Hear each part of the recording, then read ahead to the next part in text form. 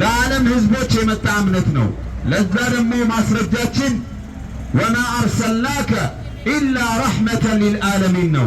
አንተ መሐመድ እኛ ለዓለማት ህዝቦች እዝነት እንድትሆን የላክነን ያላቸው። ነቢዩ መሐመድ የመጡት ለዓለም ህዝብ ነው እንጂ ለአረብ ህዝብ አይደለም። እኛ ኢትዮጵያውያን ነን፣ ግን የነቢዩ መሐመድ ተከታይ ነን።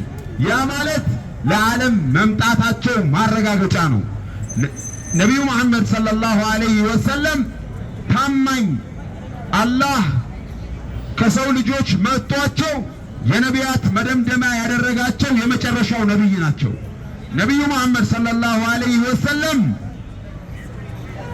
የዓለምን ህዝብ ለማስጠንቀቅ ነው የመጡት እንጂ የአረብን ህዝብ አይደለም።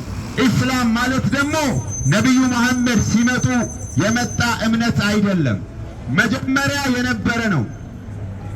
ኢሳ ያስተማረው እስልምናን ነው። አልመሲህ ኢሳ ወይም ኢየሱስ ያስተማረው